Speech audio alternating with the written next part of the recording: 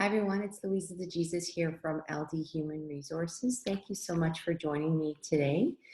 I appreciate you taking the time out of your busy days trying to balance home and work all together to join me.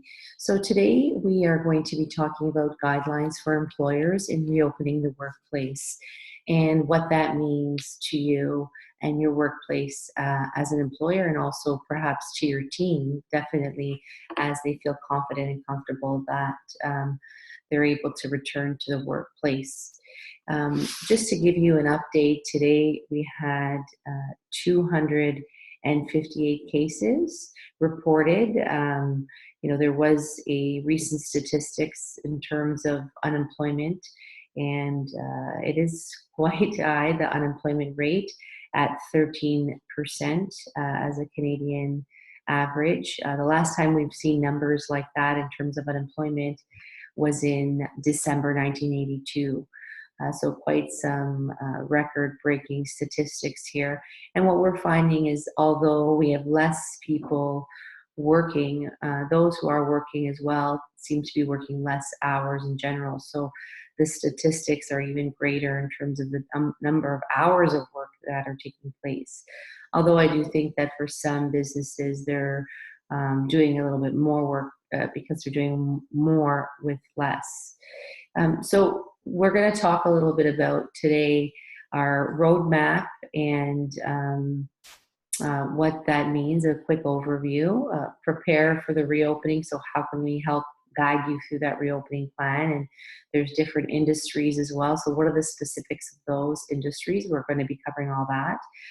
I'll talk about some employer do's and don'ts and considerations for a successful plan implementation, so that we're considering all aspects: employer, employee, consumer, and your industry and your business in general before we open up to Q&A. My name is Louisa de Jesus, and I am the founder and president of LD Human Resources. We provide human resources support, whether it's strategic, project-based, ongoing, as your HR department, as some of our clients call us, hands-on, pretty much whatever your needs are from a people perspective, we've got you covered. We also support in a variety of different industries, from manufacturing, construction, retail services, professional services, professional, in real estate, really any area. We've got you covered: construction, manufacturing, and so on. I have an amazing team that works alongside me, and I'll speak to them in just a moment. Myself, I've been in HR for probably over 25 years, and I've had the opportunity to work for large corporate environments as well as the small owner managed. And my preference is to support the small owner managed, as we take up 80% of our economy in terms of work and jobs, and in general. And really, if we have a better environment at work, we're all much happier in terms of our mental health. My team, as I mentioned, an awesome team. I've got Nancy, Nadia, of course myself, Julie, Christina, and Christina. We're certified professionals in the industry and have a variety of different skill sets and expertise that we offer, from specialists in specific industries or pretty much all areas of HR to support our clients. So let's talk about the roadmap and what that means for Ontario and your business, and how is it that we're moving from one stage to the next. So you'll see here that we do have 3 different stages when it comes to Ontario's roadmap. The first stage is where we are right now, where we have select workplaces that are being able to reopen as long as they're meeting those physical distancing requirements. So ensuring that we have,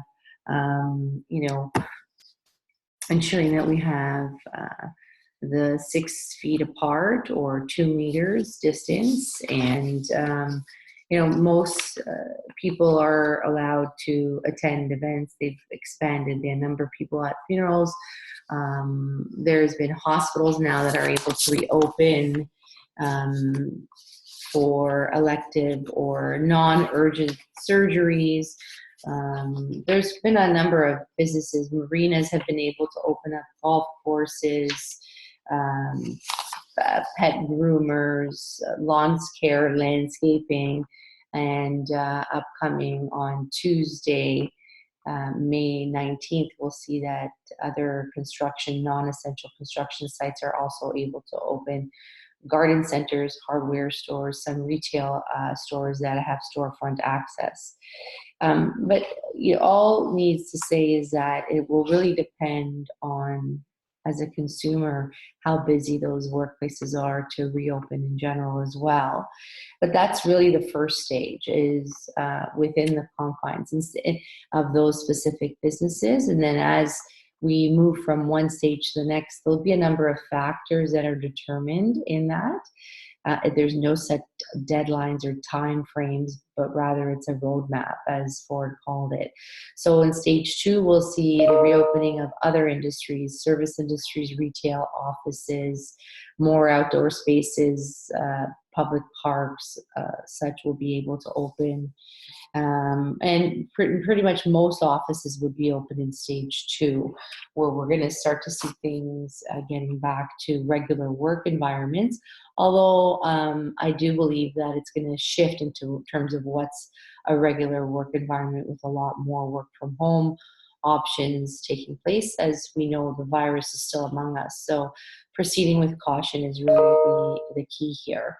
In stage 3, there'll be more restrictions on public gatherings, although we'll see that for the unforeseeable future, we probably will not have too many concerts or public gatherings with a number of people, weddings and conferences. Those things are really to be determined, dependent on the virus containment.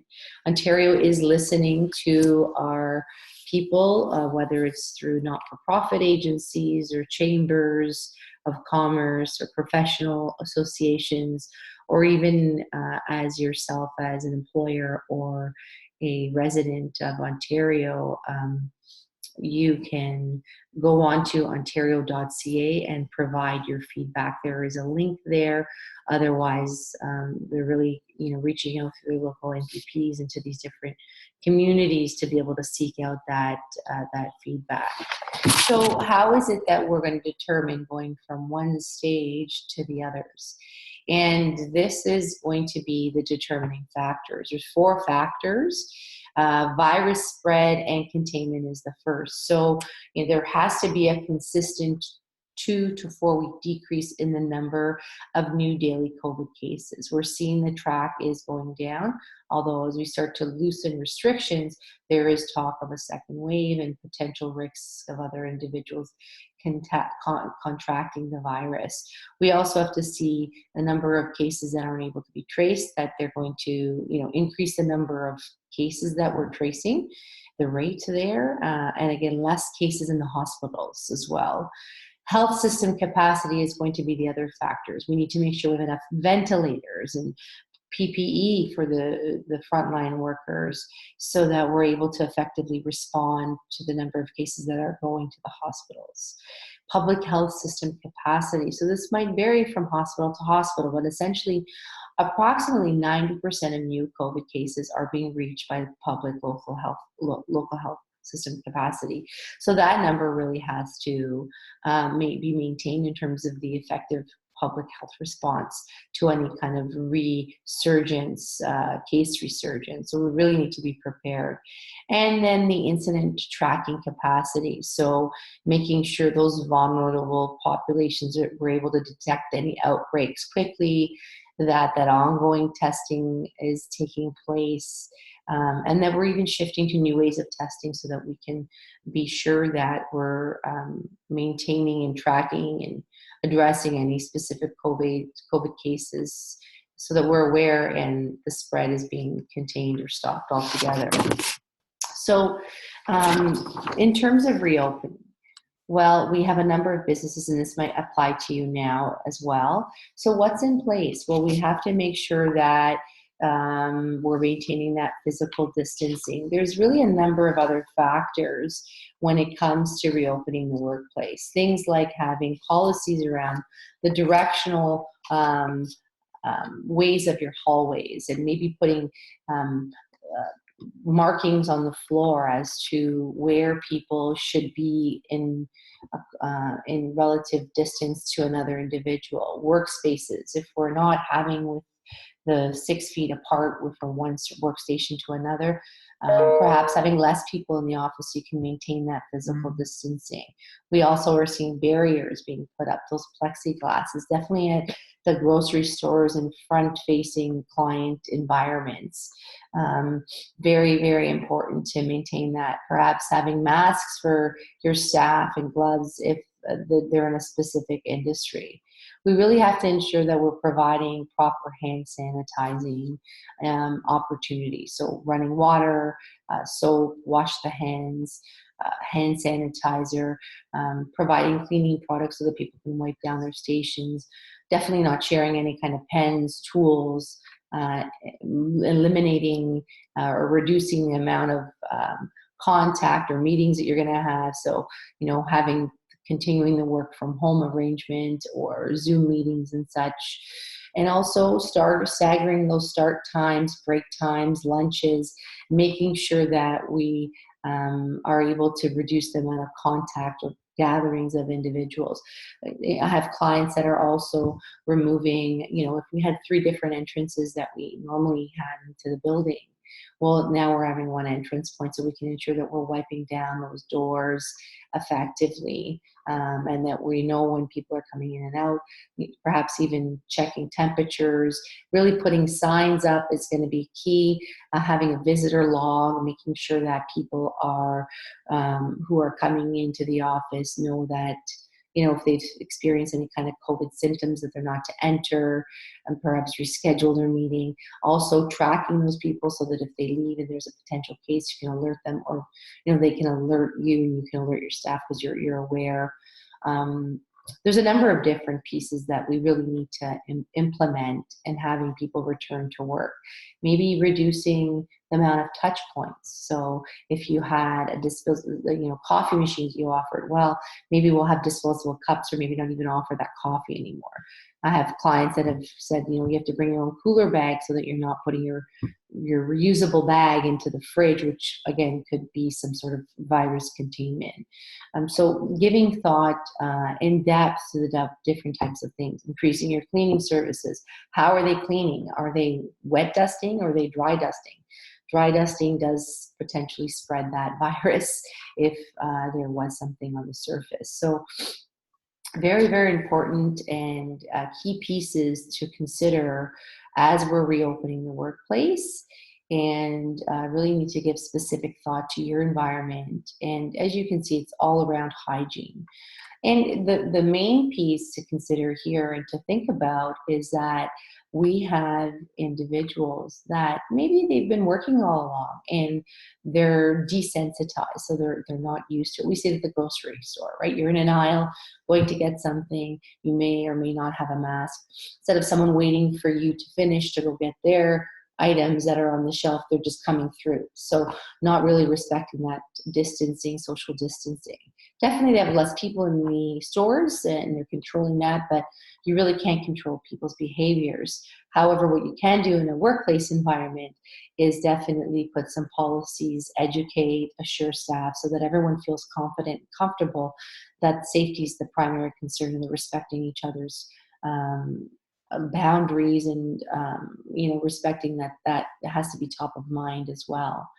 I'll give you an example where it's something that we'll have to adjust. As I mentioned, some have different sensitivities than others and awareness. I had to go to the bank the other day with my elderly parents, and we met in the branch manager's office. She didn't have a mask. She just told us that she feels she touches her face more. She wasn't really recognizing that the elderly customers across from her are the ones that she's putting at risk by not having a mask. So that mask would protect yourself, but more importantly, those that are around you, if you're within that 5 feet, within that 6 feet, 2 meter distance. With respect to that environment, we were all in an enclosed area. I then had to go to the teller. She's handing me my driver's license card. Really, they had no gloves, no masks. They were shoulder to shoulder trying to figure something out on the computer. A lot of different factors that perhaps, they're not recognizing are very important to implement, because if one person were to get the virus in that branch, it could be very well everyone in that branch, and some customers could have contacted it. So, and more importantly, these forms that we went to sign, can we not adjust as a business to doing these things online, because our customers are not comfortable. And, as employees, we're not comfortable always meeting with those staff or those individuals if we don't have to. So just some real examples I wanted to share where we need to adjust, be mindful, respectful, and communicate most effectively to both our customers and our staff to ensure that those guidelines are being met and implemented as effectively as possible and consistently as possible. So let's talk about the reopening specific guidelines to the industries. So we do have a number of different industries that have been outlined. I'm going to talk about these 5 here: construction, restaurant, food processing, agriculture, manufacturing, tourism, hospitality. So in the construction industry, we're finding that this is going to be open all effective Tuesday. We've really upped the game here in construction with respect to COVID. They've all ensured that they are now not having multiple sites where people can get on job sites, but one entry point, so we can track how many and who and what trade is going to be on site. Having less people in the elevator hoists at a time, or having less people on site in general at a time, ensuring there's proper running water and toilets, porta potties, hand sanitizer, soap, these things that necessarily were not always available or existing in job sites are definitely mandatory and important to have now, and they are really being implemented vigorously for a number of the GCs, the general contractors. Really avoiding hand and power tools, any kind of sharing of tools. Pens, as I mentioned, for one industry is like tools for another. Removing coffee trucks and food trucks from site. So a number of different pieces. And as I mentioned, conducting those meetings outdoors as much as possible. In the restaurant and food processing, services, retail industry, a number of different things. We've already seen this as part of the opening, or those that are maintaining operations in the food industry, right? Removing cash payment as much as possible so that you're paying with contactless payment options, minimizing the contact with the customers, making sure that, as you're handling goods and payment, you're maintaining that social distancing. We're seeing masks, the barriers, the plexiglass, eliminating the door payments for deliveries and having prepayment options, adding the floor markings and the barriers, and ensuring that you're controlling how many people are in your facility at one time or in your place of business, not accepting reusable bags. Things that I had seen just recently, an article from Tim Hortons. They're going to do their best in ensuring that customers are comfortable going to their place and sitting and having a coffee again. Once that opens. And what they're preparing for is having signs where they see the tables are sanitized, providing hand sanitizer to all the customers, perhaps even masks, so that customers know that this table has just been sanitized and is safe to sit at.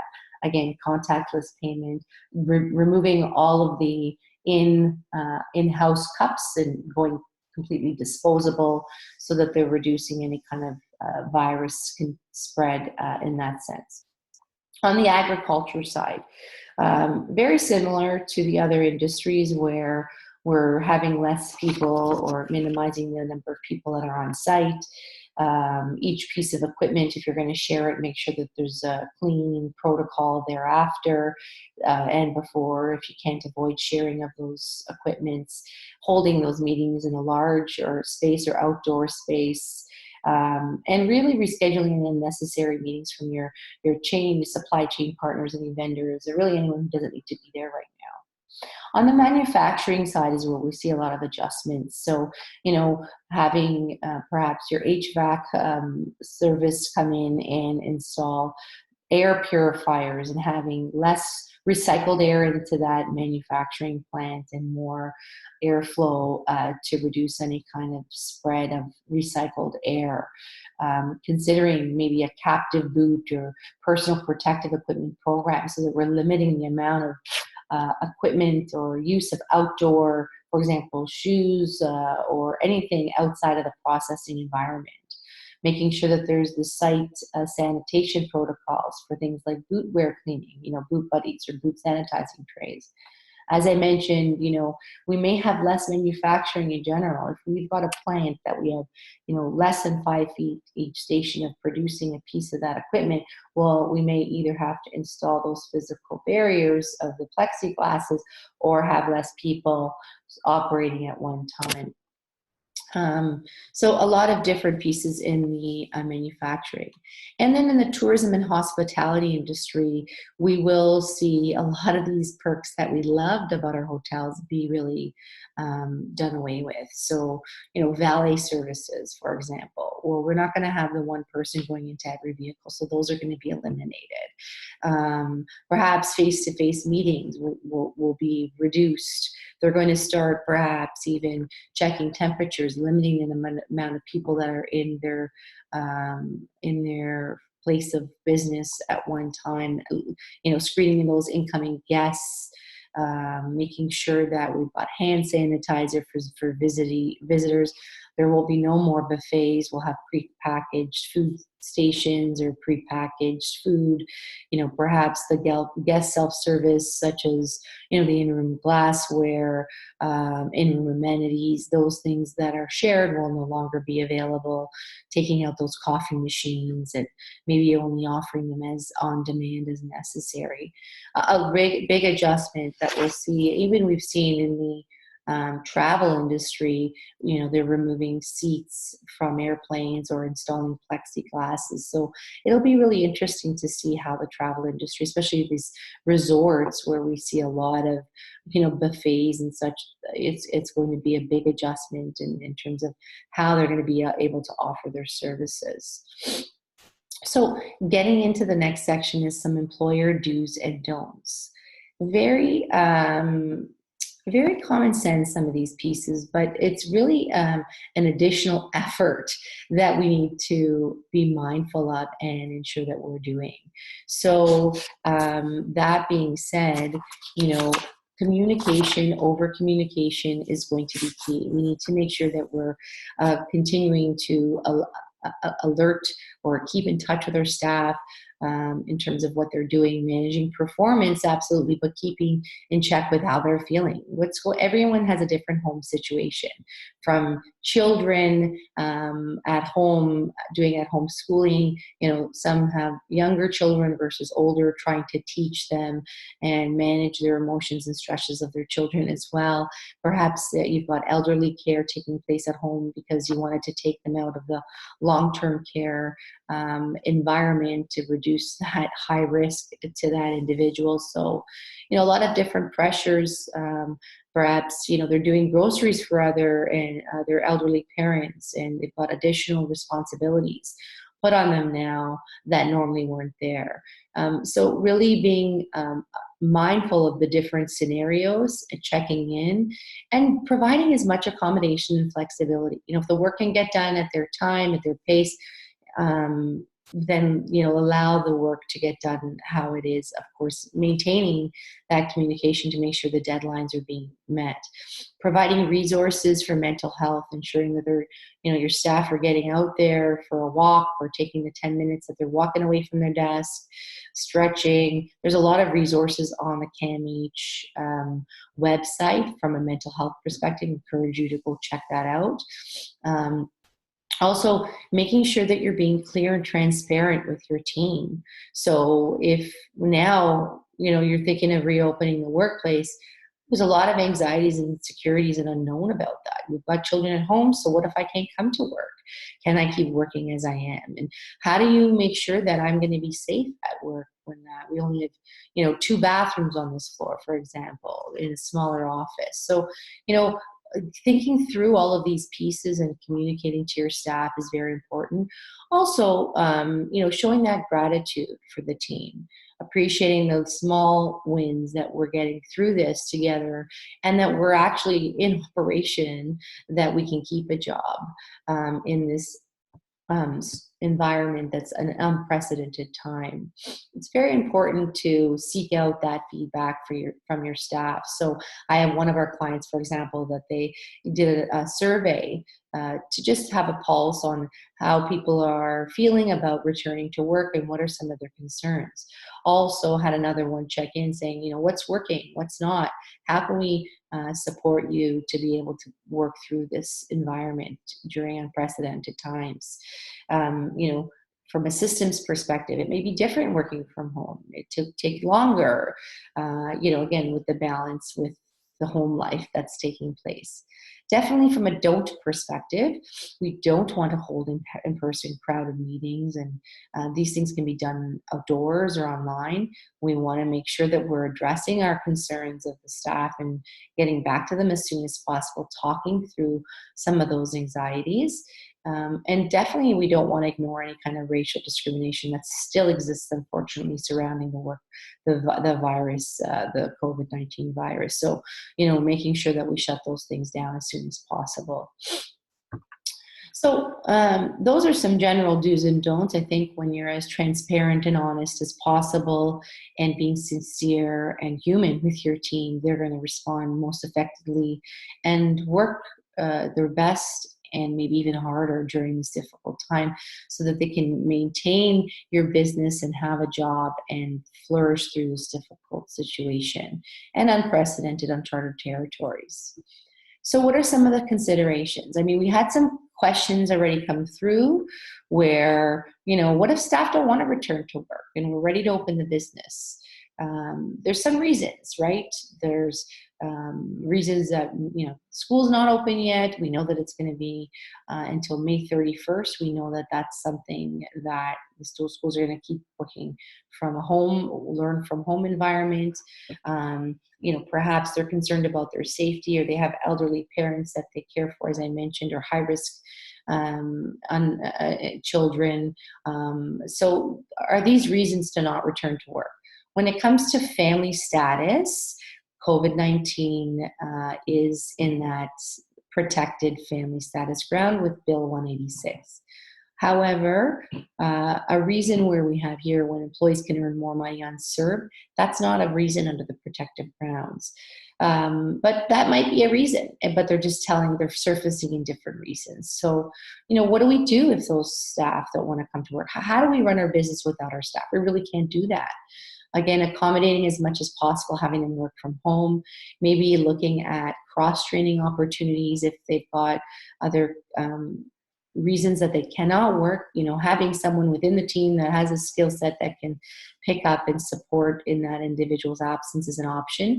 And then lastly, hiring temporary workers. You do need to keep that job for that person when they're ready to return to work. However, you can maybe hire on a temporary basis, although not ideal in terms of the training and environment and, having someone new start in this type of situation, starting working from home. There's a lot of opportunities and training tools and onboarding initiatives that you can definitely implement from a work from home environment and still be able to get that job done and support your business and your organization. So those are some options. What we do need to look at, though, is how do we hire someone temporary if we don't know when this person's going to be able to return to work? You really have to go with the dates that you do know. So we know that the end of May, school is, a deadline that we're going to be either returning, or maybe other childcare or camps are going to be open. So we have to look at when these things are going to be opened and available. Maybe we use that as a date. We know that CERB at this point is going to be ending at the end of August. So maybe we use that as a date. So a number of different sort of options to consider what the timelines, or maybe you do month to month and sort of extend at that point as well, depending on the circumstance and the type of job that they're doing. So could a layoff trigger a potential constructive dismissal case? Absolutely. There is that risk, although, some industries, they have it as part of their employment contract. It's common that they may have temporary layoffs in their industry, such as construction environments, or other seasonal businesses. But for those such as, for example, in the finance industry, maybe we never had that circumstance. It's not as common, and we didn't have it in our employment contract. Could the trigger constructive dismissal? It could, although it will be interesting to see what case law yields when these court cases are going to be heard in court. Because if this is a reason for a business, and many businesses, this is a strategy to keep their business in operation, that might be the only way to keep a job for that person to return to, is by doing a temporary layoff. If we had to terminate and rehire, well, then there's a lot of associated costs with that, and it could put the business out.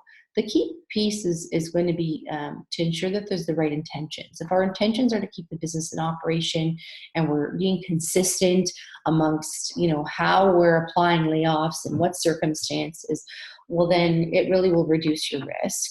Whereas if you have the wrong intentions, and you take this opportunity to kind of rid of those troubled individuals that have been part of your organization, then that is definitely more high risk. And as I mentioned, some of those do's and don'ts, it's really about how do you communicate, and how have you been transparent with your teams so that they're not in shock as we're working through the various stages to get there. Some of the other considerations are also from a business perspective. We've had to quickly adapt and move into work from home mode, or shut down or reduce certain services for our business. So we've done a contingency plan so far. Is it working? What worked? What didn't work? So looking at what your contingency plan, should there be a second wave that hits, and what lessons learned have you had that can continue to maintain your operation most effectively? One other option and consideration is when you have staff returning to work, potentially having work teams. So can you have work teams come in place where you only have 4 or 5 individuals in the office at one time? Let's say if you're a team of 10. So you split those teams, shift 1, shift 2, maybe they come Monday to Wednesday, or 1 week on in the office, 1 week off, work from home, so that if there is a potential COVID case, you're able to still run your operation with those other individuals on the opposite work team that hadn't been in contact with that individual that has a confirmed case. So some considerations there. The other pieces are really important to consider from a business. So, what demands have changed with the reopening? Are your consumers spending the same amount of money? Are your businesses that you have been in operation with from a B2B perspective, how are they doing? So what kind of activity and what work is there for the staff to go back to? So very, very important to consider those pieces to determine, how and when your team comes back to work. That's all for the presentation portion. I'm going to open it up to Q&A. I do see a question that's come in from one of our individuals here in the audience. And the question is, what happens if they open the camps and you just have decided that you don't want to bring your, someone on your team says they still have childcare issues and camps are available. Perhaps they chose not to send their child to that camp for whatever reason, and they didn't feel comfortable. Can they force you to go back to work? Again, this is something that's protected under the protective leave for family status under Bill 186. So, definitely you can say, I don't feel comfortable, I have childcare, and we'll have to adjust and accommodate as much as possible from an employer perspective. So great question, thank you. Any other questions? Okay. I don't see any other questions coming in. So if you do have any other questions, my contact information is here. Trying our best to keep up to date with what's going on to support you, our business owners, in returning to work and ensuring that your employees feel safe and comfortable and we can operate as effectively and as possible in rebuilding Ontario's economy. So please do feel free to reach out anytime. And thank you again for joining us today. Hope you have a wonderful rest of the day.